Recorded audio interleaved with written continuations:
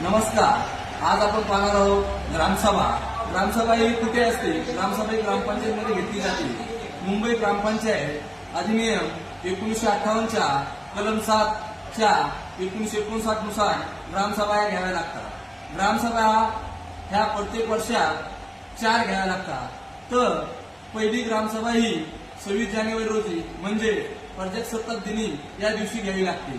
तसेच दुसरी ग्रामसभा ही 1 मे म्हणजे कामगार दिनी या दिवशी घ्यावी लागते.